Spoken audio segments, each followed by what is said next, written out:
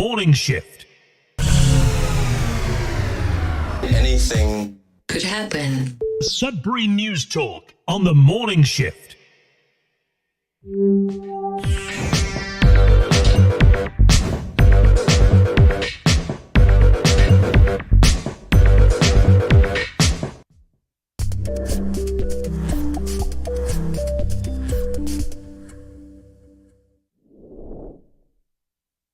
All right, and good morning. Welcome, everyone, to Sudbury News Talk on the morning shift.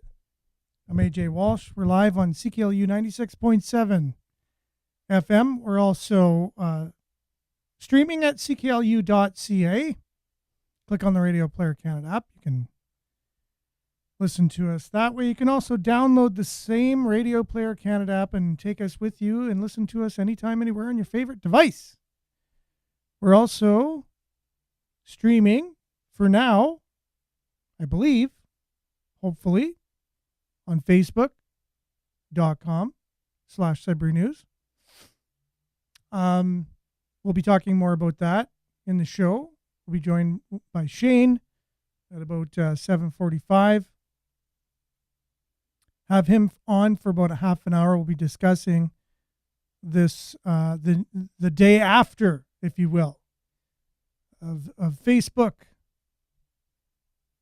in reaction or in retaliation or just in answer to the Online News Act that our Canadian government made, whether it was to halt all news to be shared online, knowing that that's what the outcome was going to be, or whether they just are incompetent and made an Online News Act that went head-to-head with a social media giant that isn't going to back down. For whatever reason it is, the end result is you will no longer be able to share any news on Facebook or Instagram, whether it's from abroad or local. You can't share any news. It has the word news in it. It will no longer qualify to be shared on Facebook. So we'll talk about that a little bit later with Shane as he joins us. So far, I guess Google, who owns YouTube, seems like they're not taking as hard of a stance yet. We shall see. So we're also live on youtube.com/Sudbury News. Soon to be Rumble, out of necessity for and our website as well. I'll just have to get the person that looks after our website to configure the player on our website, and then you can just go to sudbury.news every morning and see us there, and you'll be able to comment as well on this fancy new player that the program that I use has, and so that should be okay. So there's a lot going on. This is the day after. We'll see how this goes. I was not able to, at first, put Facebook into, I was not able to stream live. It said I'm not able to. And then I went and back and tried it again, and then it worked. So if I would have just said, oh, well, yeah, here it is, I'm not allowed to be on Facebook, we wouldn't be on Facebook right now. I had to go back in and just say, okay, we'll try this again. So more than likely, at some point, they're going to figure out how this was able to happen, and they'll stop it. So Facebook will no longer be on, more than likely, unless they come to some kind of agreement, which we'll talk about a little bit later in the show, like I said. So with all that, we got some news stories that we're still able to duct tape together from, it's just a new way of going about it. Like I have all the spare time in the world to reconfigure my daily routine to factor in, okay, how do I revamp all this stuff? But it's going to have to take place, and I did it. And more than likely we'll be using X, formerly known as Twitter, to gather all of our news, and we'll just go through the Twitter feed instead of the Facebook feed. And we'll be live on YouTube, Rumble, our website, things like that later, and not Facebook, I guess, until they come to some kind of a agreement or change their plans. So with all that, we have some people joining us. We'll wait until more people join us before we do our kind of morning check-ins with everybody. It's a new day.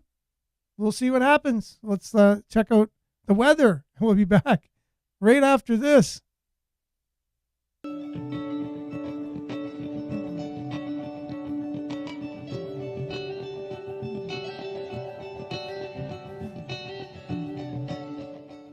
In Sudbury weather, it's brought to you by sudburyweather.ca. Currently, it's 14 degrees. It's mainly clear. Today, we can expect it to be sunny with increasing cloudiness near noon, then showers for the gardens. Risk of thunderstorm this afternoon.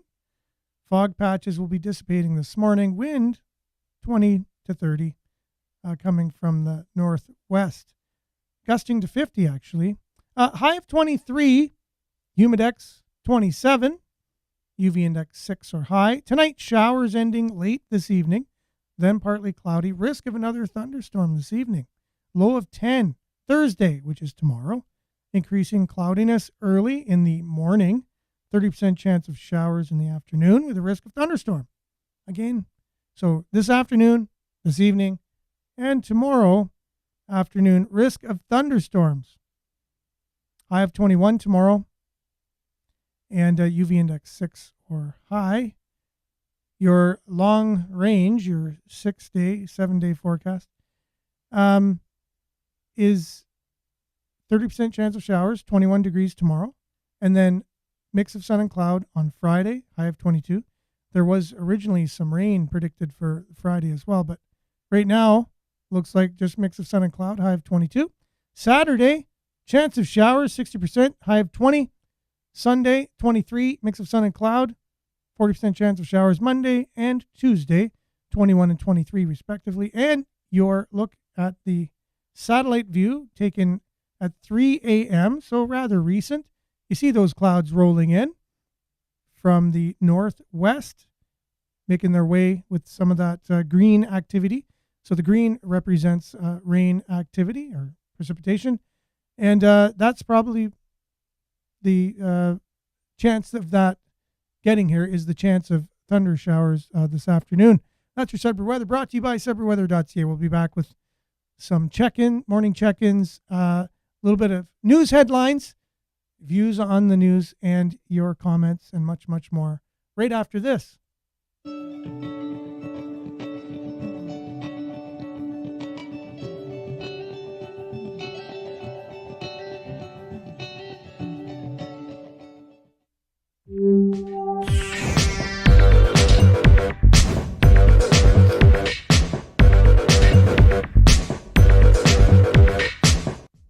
All right, and welcome back. And I hope that everybody is having a fantabulous hump day.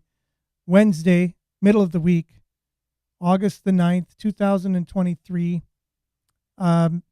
So this whole Facebook thing, 2 nights ago, I got a message saying,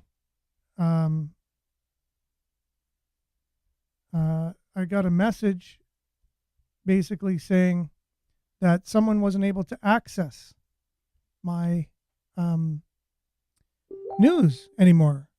And that was kind of ahead of, of the Tuesday deadline that everybody gave. And so other people said, no, I can still see it. So I guess between Monday night and all day yesterday, it was incrementally shutting down news being shared in Canada on Facebook. And I was able to, okay, what can we share on our news feed? And we can share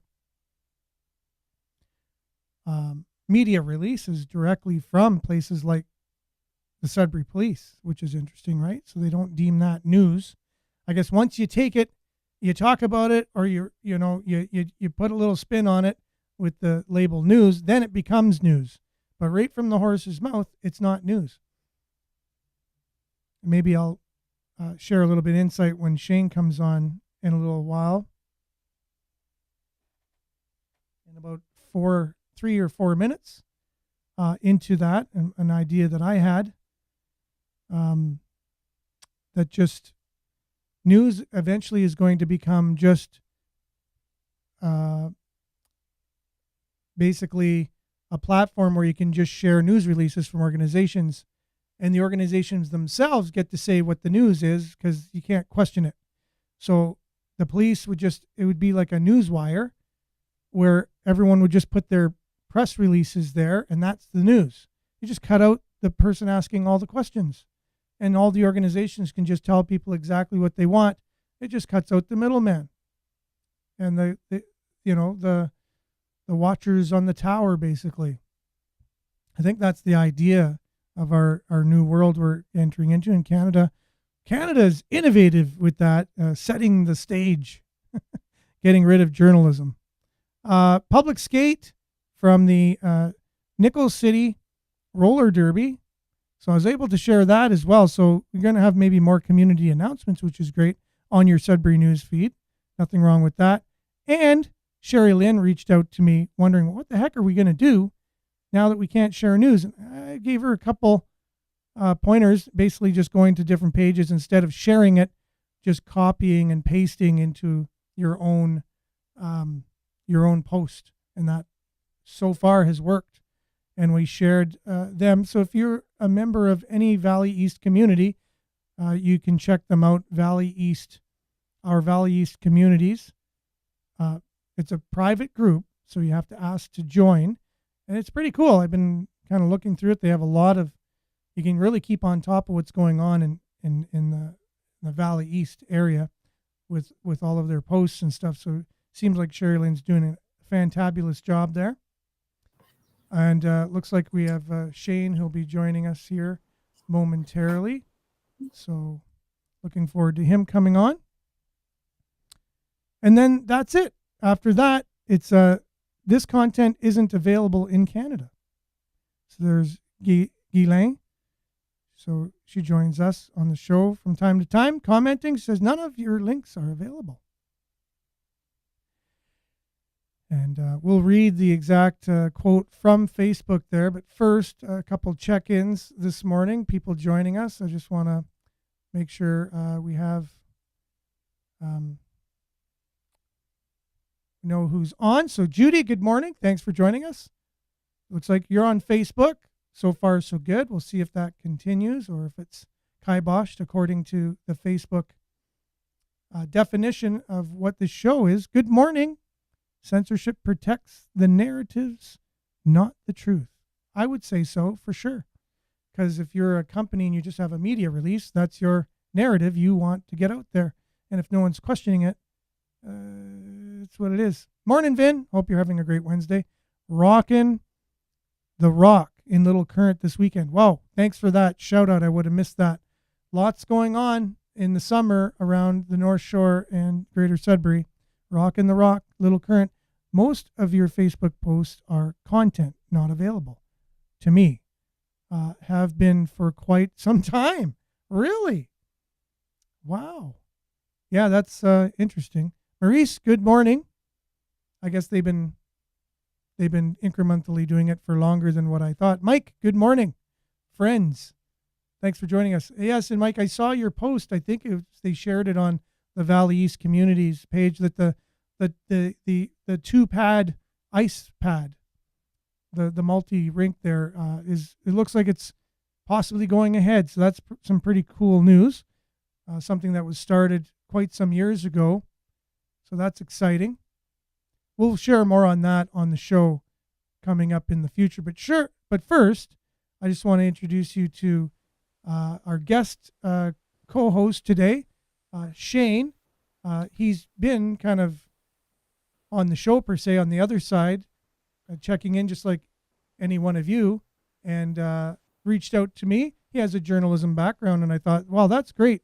So maybe we can have you come on. And a lot of times there are different people commenting that, this show doesn't, have journalistic integrity, or it's not a news show. It's just opinions and things like that. And so I thought, having Shane on on might be able to dispel some of that and actually get his opinion on what this show is. But first of all, I just wanted to introduce you, Shane. So thanks for being with us. First of all, looks like your sound's working and your camera's working. You're looking really good this morning. Awesome. Well, thanks for having me, AJ. And I just, before I begin, I just want to warn everybody that my webcam is a little bit finicky. So if it cuts out, I apologize in advance. And if that happens, I'll buy a new webcam immediately and we'll redo this, but we'll see how it goes. Well, all we can hope for is that when your webcam freezes, if it does, that your facial expression isn't too, distorted or whatever, because it would just look like a pic anyways. And as long as we can hear you, it would kind of suffice. But if you had a strange look on your face when it froze, that would be rather comical. But anyways, yeah, a little comedy added to the show. Yeah, that was one of the challenges in journalism, the photography aspect, trying to take a good picture of someone while they were speaking. Mm-hmm. You got some pretty hilarious shots there. Oh, for sure. Well, the thing is, too, I don't go back and edit any of my videos afterwards, and YouTube or Facebook, they just kind of pick whatever part in the show they're going to use as their pick. When on YouTube, when you go search the videos, and I have some pretty incredible expressions sometimes. I think they do it on purpose. Actually, say, "Oh, wait, we'll put this one in." And it looks like you're you're in pain or something, while you're talking. So first of all, how did you find out about the show? How long have you been kind of, part of watching the show, and what led you to watching it? Why do you watch the show? And then, a little bit into your background. Yeah, so I must have come across the show at least a year ago. I think Anik had posted it in some group, and I thought I'd just check out the live stream, and I was pleasantly surprised that you offered, a perspective that we're not used to here in Sudbury. Obviously, Sudbury is very left-leaning, and that comes with living in a mining town, being heavily unionized. We're very left-leaning, and we don't have very many conservative voices here. So you lean a little bit more on the right, but I consider you very balanced. And so that was refreshing. And yeah, I mean, for the most part, you're a news commentary show, and there's nothing wrong with that. But, considering that I have a journalism background, I thought I'd reach out to you and say, hopefully I could assist in some way. Even if that's just coming on the show and seeing where it goes from there. So, So here I am. But yeah, so I have a journalism background. It's not terribly impressive because I didn't end up actually working in the field. But, it's official. I have that journalism diploma from. But there's probably a reason, right, for that. Why you're not working in the field, right? I think we really need to highlight that. Reason, right? Because when you graduated, what really did the media landscape look like that you're getting into, the industry itself? Yeah, so I mean, first of all, I graduated in 2008 during the economic crisis, so it was a really bad time. I remember bumping into one of my professors, Brian Venderman. You probably know who he is. I do, from yes. Cambrian. Mm-hmm. Around the time I graduated, bumping into him at Starbucks, and he said, there's lots of work out there, but there are no jobs. So that's what it looked like in 2008. But also, the program was outdated. It was strictly print journalism, and it was after I graduated that I'm just getting distracted by Steven's comment there. Oh, don't worry about the comments. I'll just be sharing. Yeah, I'll respond to that though. But it was after I graduated that they introduced an additional program, broadcast journalism. And I actually registered for it. I was accepted and everything, and I just changed my mind. And then I think it was the year after that where they combined the two. Social media was just becoming a thing at the time. Mm-hmm. So yeah, it was a tricky time for journalism, and I learned very fast that you have to do a ton of freelancing before you get anywhere in the field, and that just didn't appeal to me. Like, you have an idea when you're getting near the end of high school that I'm going to go to college, get my degree and land a full-time job, move out of my parents' house and live happily ever after. And that is the case with some fields like the medical field and the trades. You can't go wrong there, but when it comes to these other fields like the humanities, communications, etc., really good jobs are hard to come by. Uh, but yeah, I did a 6-week placement at the Sudbury Star, did some freelancing for them, did some freelancing for other publications, and I just kind of lost interest after a while, and Yeah. eventually went back to school and took an office admin program because I'm talentless in every other area. I figured this is pretty much all I could do is work in an office, and that's what I've been doing ever since. And I've been fine. But but would you say you're passionate about world events, local news, things like that?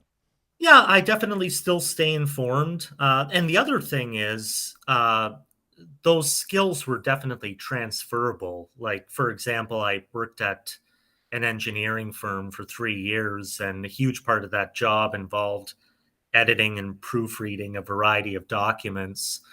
And I loved that job. I lost it because of the pandemic. I got the golden handshake in 2020, so that kind of sucked. But uh, and the last job I had, one of the main reasons I was hired was because of my journalism background, because a huge part of that job was uh, helping to start developing an operations manual for the company. So that's another thing I want to say. Like, if you feel like you wasted your time with a college program, the skills are still probably transferable.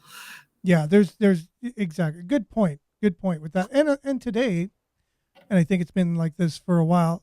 I think a lot of employers are just looking for the fact that you have a diploma or a degree, right? Like, let's say a 2-year diploma is required for this job, not necessarily in the discipline that you went to school for. It just shows that you have some, discipline in order to, if you can complete a diploma, well, it shows something of who you are.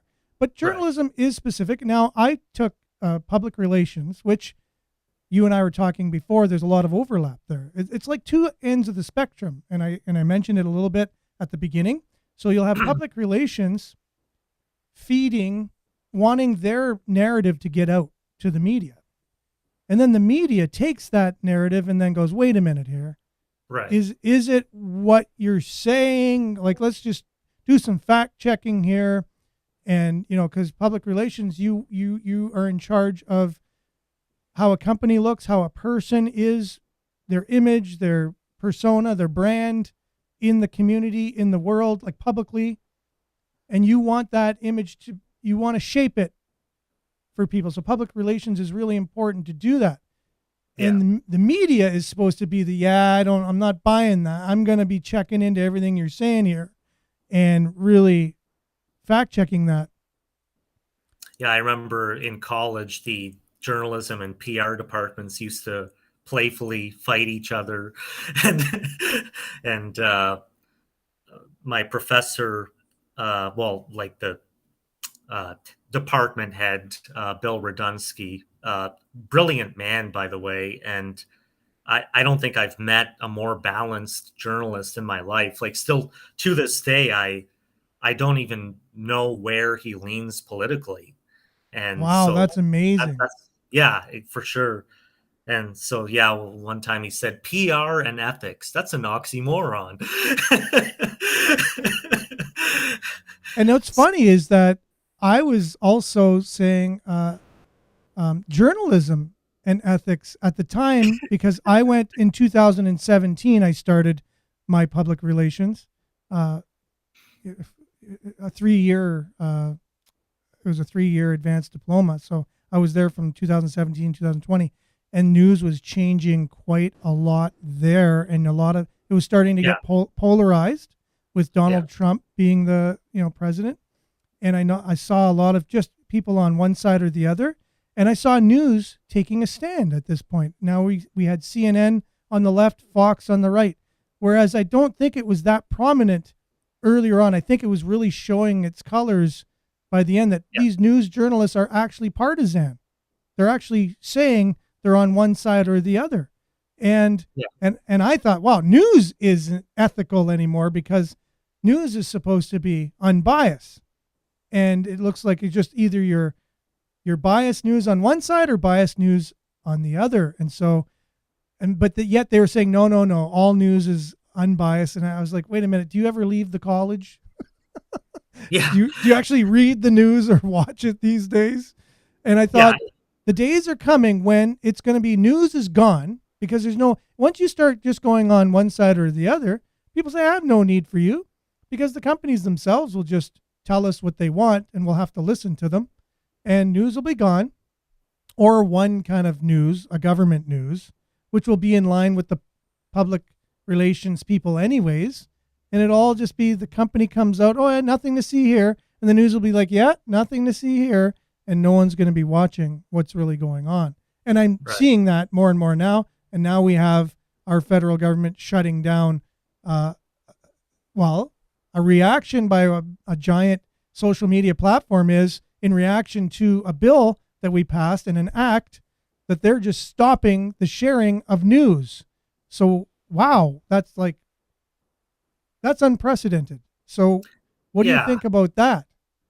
Yeah, it's really crazy. I mean, the way I look at it, and I'll probably be accused of being ageist here, but it just Bill C-18 just it comes across like a bunch of boomers that are totally clueless about how social media works. Came up with this bill. Uh, So you're at the end, siding on the end of incompetence. See, I usually, as you know, on watching the show, I'll usually say either it's gross incompetence or it's on purpose. It's either of the two. yeah, So it you're could be. leaning on incompetence. Yeah, well, I see it. I could see that there could be a purpose behind it as well, but and I'll get to that. But yeah, I mean, social media is like free advertising. Yeah, that's all Like it is. you post links to your website, and that generates views and clicks, and that generates ad revenue. That's how it works. This idea that the the big tech companies have to pay you every time you share something. And why stop with news outlets? Why not do the same for artists and businesses and these other folks who are posting links? It just doesn't make any sense. And it obviously it's had the opposite effect because Meta has said no. We're not doing that, so we're just going to block news. And I'm seeing news outlets going after Meta, and it's like you're going after the wrong people. You have to start with the government because Meta is just responding to the government. I'm not a huge fan of big tech. It's a monopoly industry, and Mm-hmm. as I mentioned to you, I'm a libertarian, so I'm against that. But um, but in this case, they have every right to not go along with this bill. But I see Yes. what you're saying too. I don't want to put my conspiracy theory hat on, but with the with with the effect that it's had with Meta saying, okay, we're just going to block news, that works towards the government's favor as well, because most people are not going to go to news sites. So you're going to have a huge chunk of the population now not even paying attention to the news. And that could be dangerous as well. because now we're not even aware of what the government is doing. And I found, with the advent of social media, people got at least more political and more informed. Like before, people were a lot more, what's the word? They didn't really care about news or politics in Canada, especially. But then, Facebook comes out and people are starting to share their opinions. People actually had an opinion, at least. Now, it got polarized pretty quick, but at least people had an opinion about stuff, and they, I guess, were informed to some degree by somebody and got their information, whereas before they never got anything, and they were very, what's the word again? Oh, it always escapes me, that word. Apathetic. Oh my goodness, why is it so hard to have that word come to my from my brain to my tongue? We were very apathetic, and I think we're getting more and more now with not being able to consume news or share it. Look, this is what I think is important. I want to share it and show everybody or whatever. I found something that I don't think many people know about, and then it goes viral is the term, right? So no more news stories going viral. Like, what the heck? Like this we started developing a whole, apathetic. Thank you, Stephen. I saw that after it came to me, but yes, for sure. And it became part of our culture, like it or not. And then you just take it away. It just, I don't know. Anyways, and we don't know what's going to happen tomorrow. Facebook could say, all right, and they make a deal with the government that, okay, only government sanctioned news can be shared on Facebook, and anyone who doesn't have the government blue check mark, then they can't be shared. And I think that's what the government would love, if anything, right? That's me. I think it's on purpose. You alluded to it. Maybe it's incompetence. I think it's part of a greater plan. Well, and apparently they tried this in Australia as well, and the government ended up backing out, if I'm not mistaken. Yes. And I think they're just going to have to. This isn't gonna last. No. So let's just read for everyone. We'll get this up on the screen. Like what's actually going on here. Facebook. It actually went to the whole screen last time, but here we go. Let's just see. I'll put it on full screen for everyone. So now when I'm sharing the news, it says, content unavailable. If you want more information, click on it. Why can't I share or view news content on Facebook? In response to the Online News Act, which they have a link to, you can actually read it. Facebook restricts the sharing and viewing of news content from pages connected to a news outlet in Canada. If you're in Canada, this means 1, you can no longer share or view news or content on Facebook, including news articles or audio-visual content posted by news outlets. You can no longer see links or content from any news outlet pages, even if you search for them or follow them. How to identify news? So it's not only you can't share them, you can't even find them. Meta's review team identifies news outlets based on legislative definitions. News outlets include undertakings whose primary purpose is to produce news content in any format, including an audio or audio-visual format that reports on, investigates, or explains current issues or events of public interest. I wonder what falls under that category. My post, video, or reel has been labeled as sharing news content. What can I do? Well, what you can do? You can create a new post, video, or reel. Good news. Without a news link.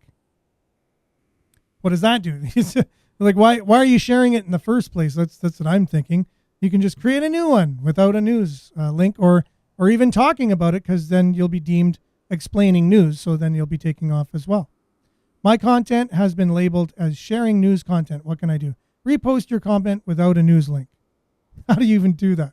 I'm seeing this content isn't available in Canada on my feed. What does this mean?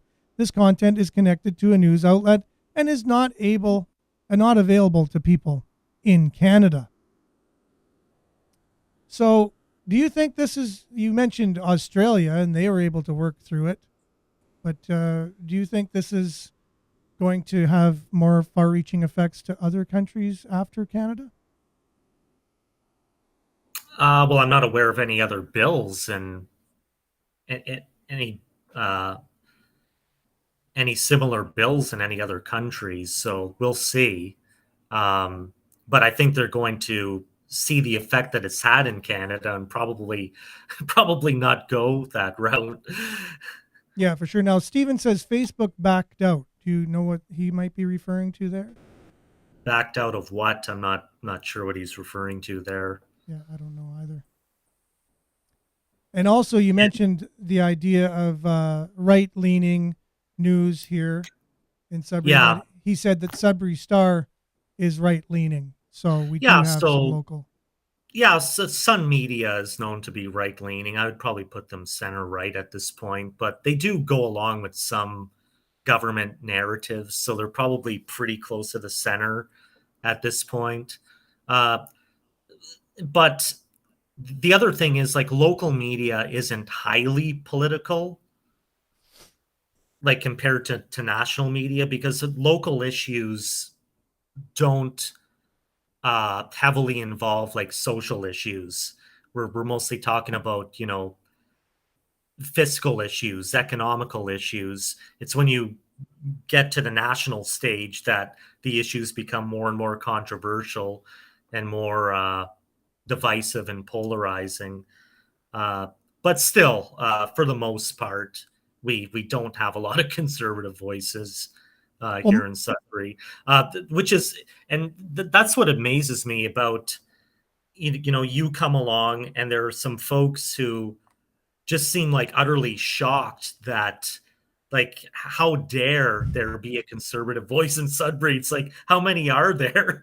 Like, you guys are winning. Like, look at the political landscape for decades here in Sudbury. Like, the left has been winning for a very long time. Like, forever. You guys are doing fine. Yeah, they've never had a conservative MP in Nickel Belt ever. If you go on Wikipedia and you can see all of the election results. I don't know the last time if Sudbury ever had one. I think maybe in the 80s at the provincial level. Maybe or something provincial. Like that. I have to double check, Yeah. But yeah. But it was very few and very far between. But you look at other cities like Sault Ste. Marie, just neighboring us, right? North Bay. They kind of go. They try all the parties out. They kind of make their rounds. But Sudbury, for some reason, never has given the Conservatives a chance at anything locally. Yeah. The mining towns are weird politically because, like I said, heavily unionized, so they lean left that way. But socially, I mean, there isn't a whole lot of social liberalism in our city when you really think about it, right? I think socially we're more conservative, to tell you the truth. Yeah, I think exactly. By and large, we just don't understand politics. Like, we're not educated on what politics really means. Like, what is NDP? If you really ask somebody, I'm going to do a street thing at some point, one for homelessness, people experiencing homelessness. I want to get down there. I want to speak to people directly. Where are you from? Are you from Sudbury originally? What brought you to Sudbury? And I want to get to the bottom of this whole idea that Toronto is shipping up a lot of people that are experiencing homelessness to Sudbury for services to get rid of their issues and put them on somebody else. So that's one thing I want to get to the bottom of. Another thing would be, can you explain to me the definition of NDP? What do they stand for, do you think? And see how many people could actually give you a definition. Okay, liberal. What do you think the definition of the Liberal Party? What do they stand for, do you think, ideologically, at their foundation? And then conservative. What do you think a conservative would? And I think you kind of cover it. Every country calls them a little bit different. Some Labor Party, in other countries, or there's different naming for them, but they all fall under the same kind of, how there's only Myers-Briggs, there's like 4 main personality types, and they can call them all different kinds of things. I think politically it's similar, right? There's main categories. And do we really understand those in Canada, or more specifically in Sudbury? Yeah, a lot of people are clueless. Like they're like, I live in Sudbury, I got to vote NDP. Like, uh, or maybe their parents have always voted NDP, and so they just go along with it. But yeah, I think a lot of people are clueless, and especially when you get to the social issues, when you start, you know, going through their platform, a lot of people are probably would probably be taken aback about what the party they vote for actually stands for. It's true. I know. Part of this show was to educate, and again, I'm doing this volunteer each and every morning, and it's all on my dime, paying for everything, and it's not easy with things like this happening. With the government seems to be attacking the very thing, you know what I mean, the very outlet that you're using to get the word out there and to grow something. So maybe then you can put more time into it. But one of the goals that I wanted to have was education, Yeah. educating us on news in general, what news is, bias, what bias is, and politically, what the different political leanings are. And that way people can be more educated. I don't think we do a good enough job of that. It's kind of like in school, do we really teach the people how to manage money in school? Like manage your money? Like, do we teach them how to cook and clean? Yeah. The very fundamentals of life, of the core of things. Most kids can't even make a peanut butter sandwich. Excuse me. Yeah, instead you teach them algebra, which they'll probably never use unless they get into a field like engineering, maybe. I don't know, but Yeah, exactly.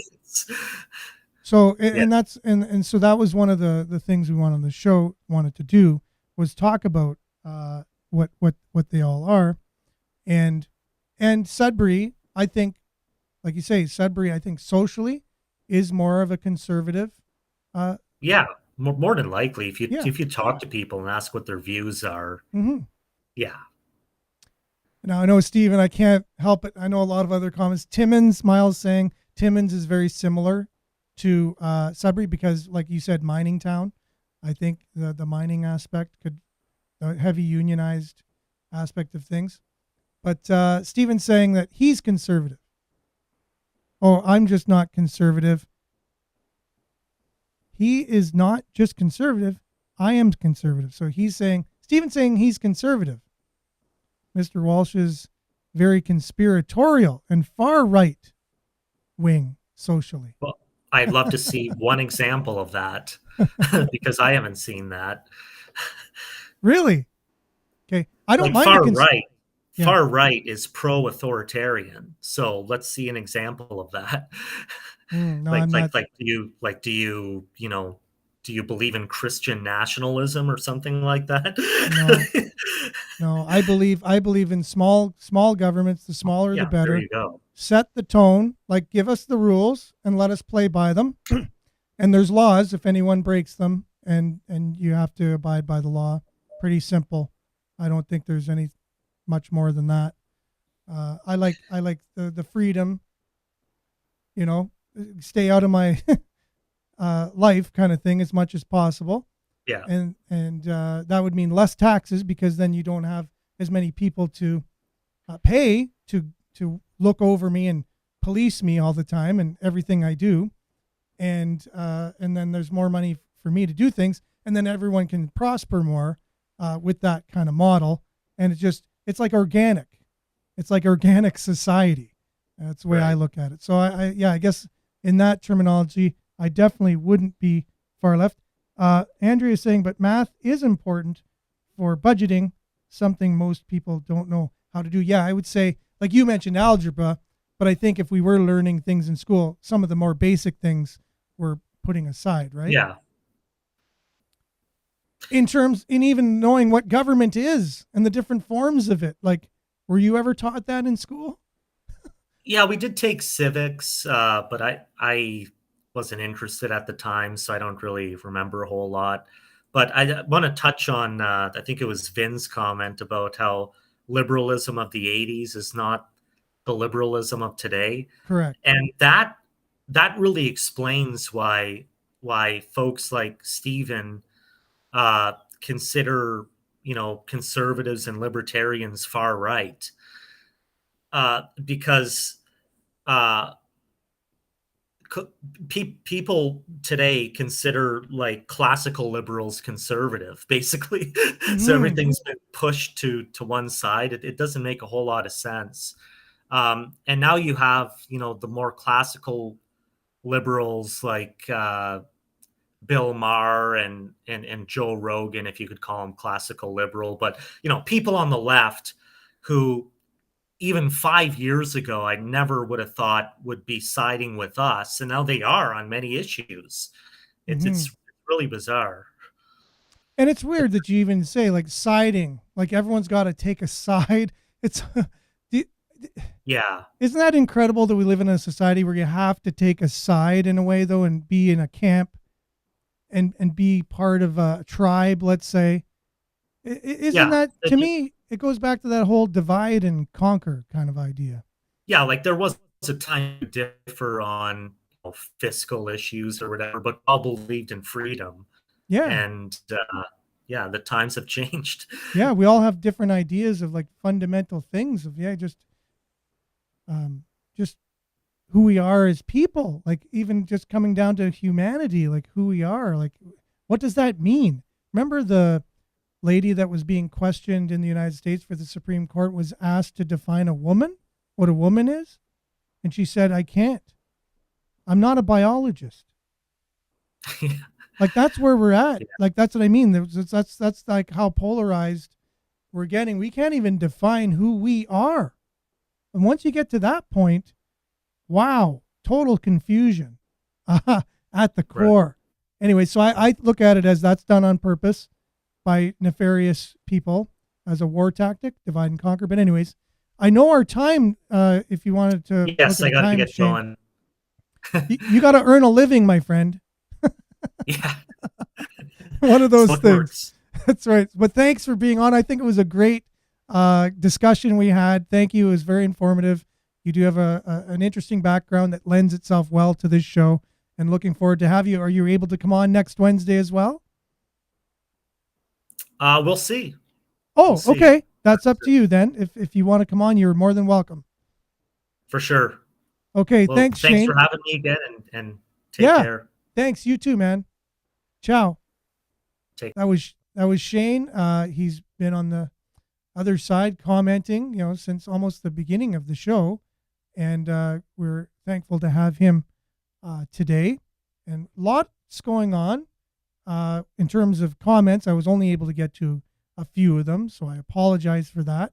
Thank you so much for commenting. Keep them going. Thanks, Miles. Yes, he's definitely great. Thanks for being on, Shane. If you're watching this later on or listening to it in your car on your way to work, hopefully he comes back another time. Another person we should have come back is Mike Parent. He said he's available to come on. Ward 5 counselor. Natalie Labby, Ward 7 counselor. She also said she's available to come on the show as well. And Nick, we're going to have her back on. See if Pierre can get his camera and that fixed so he can come on before he makes a huge move in his life. Video stops every time I write a comment. Oh my goodness. Well, for now, let's just say it's a miracle we're on Facebook, because more than likely we won't be going forward. But a few stories I just want to catch up on that's happening around town. Thankful to Sudbury.com. They have a segment on their website, Good Morning Sudbury, stories to start your day. Dowling man pleads guilty to manslaughter in a Sudbury court August the 8th. Jean Lavoie pleaded guilty to manslaughter in relation to the death of Gabrielle Paul Richards. Richards, 72, was killed at a Sturgeon Street building in Dowling on May the 4th, 2022, and discovered by police 7 days later on May 11th. Lavoie was initially charged with second-degree murder of Richards and originally opted for a jury trial, indicating he would plead not guilty. A preliminary hearing to determine if there was enough evidence for a case to go to trial began in July, but the hearing was halted when Lavoie decided to plead out instead. Lavoie appeared yesterday before the Ontario Court Justice Julie Lefebvre, represented by defense attorney Robert Beckett. His hands were restrained as he was led to the prisoner's box wearing a white t-shirt. His salt and pepper hair was slightly messy, and his facial hair was overgrown. I guess a description of what he looked like, for whatever it's worth. The manslaughter charge against Lavoie was read, and when asked how he pleads, he replied quietly, guilty. And so that's, I remember talking about that. We just recently started the show in May 2022, and this was one of the original stories that we had covered. That's how long it takes things to go through the courts. Verbal altercation led to Saturday's fatal shooting. There's more news on the fatal shooting that we had in downtown Sudbury. A verbal argument during a social gathering led to the fatal shooting of 24-year-old Andrew Mackey on Saturday morning, Greater Sudbury Police said. Police were dispatched to a weapons complaint on Louis Street, northwest of the Water Tower in downtown Sudbury, at approximately 6:45 a.m. on Saturday. According to a statement by Greater Sudbury Police Services, information provided was that while a social gathering, individuals were involved in a verbal argument that resulted in one of the individuals being shot. Well, that's a simplistic explanation, I guess, according to police. At the scene, police found that Mackey had sustained serious injuries. Officers began life-saving measures until City of Greater Sudbury Paramedic Services arrived. According to police now, Mackey later succumbed to his injuries in the hospital and unfortunately is no longer with us. Terrible news there. There's going to be an outage for local Hydro One customers impacted by August 13th outage. So there'll be 900 and so odd people. A power outage is scheduled for several communities in Greater Sudbury and surrounding areas. It's planned for August 13th, 8 a.m. to 4 p.m. Hydro One, hopefully no one's out of power for that period of time. Hydro One reports the outage will affect approximately 961 customers in the township of Denison, Louise, Lorne, Truman, Foster, Dieppe, Manishing, Anishinaabeg, and Hanmer. Hydro One said the reason is pending classification, and all customers impacted by the planned maintenance have been contacted. Hydro One reminds all members of the public to always stay clear of downed power lines and equipment. Never assume they are safe to approach. For up-to-date power interruption information related to Hydro One's distribution system, download the Hydro One mobile app or visit the Power Outage Viewer. For customer account information, you can call the number. Hey, I wonder if they're also going to give the people affected a discount on their bill for the amount of electricity they didn't use during the power outage. Probably not. I'm just going out on a limb there. Jersey Boys Run extended to August the 27th here in Sudbury. It is a hit. There's no doubt about it, and I could see why. I went to it on Saturday. It is amazing. So it's extended to August the 27th. I highly recommend anyone who has the ability to go get a ticket. They're about $50. Not cheap, but worth it. A second extension officially coming. Jersey Boys will have a run for almost 2 months straight. 8 shows a week. Sudbury Theatre Center.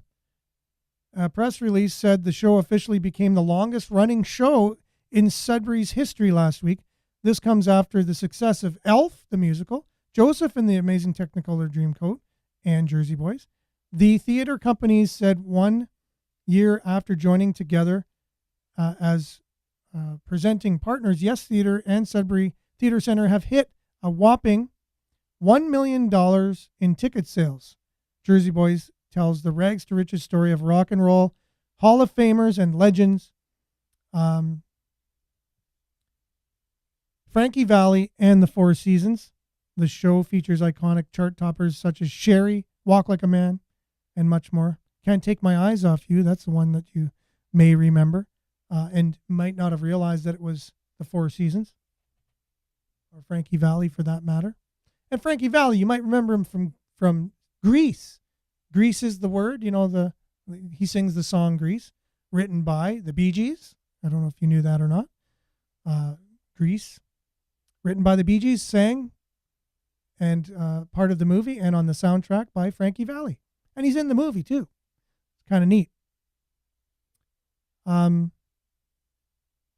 Yes, local talent. So Alessandro Constantini, director of the Sudbury Theatre Center, he is the main actor. He plays Frankie Valli, and he does a stellar job, not only acting, but singing. Not too many people can sound exactly like Frankie Valli, and he does. Hits it out of the park. So again, you'll remember me saying you have to go see this after you go see it. And if you don't get a chance for some strange reason, you can see the movie Jersey Boys. And it's basically the play is the movie in live. And that's all the time we have for Sudbury News Talk here on CKLU 96.7 FM here in Greater Sudbury, streaming online at cklu.ca. Thanks if you're joining us from outside of Greater Sudbury or outside of Ontario or Canada. Thanks for being with us. Hopefully the show today had something that you can take away from it. And we are happy to be here as long as we are. On Facebook, I hope that we're just able to at least do our broadcast. That would be nice. And if not, you can catch us on YouTube each and every morning, along with audio version on streaming at cklu.ca, and soon to be our website and Rumble. So thanks for listening, watching. Stay tuned now for Earshot Daily on CKLU 96.7 FM. We'll see you, God willing, tomorrow. Same time, same place. Thanks for being with us. And thanks, Shane, for being on the show today. Much appreciated. Great discussion. Hope to see you back again soon. Thanks. Ciao.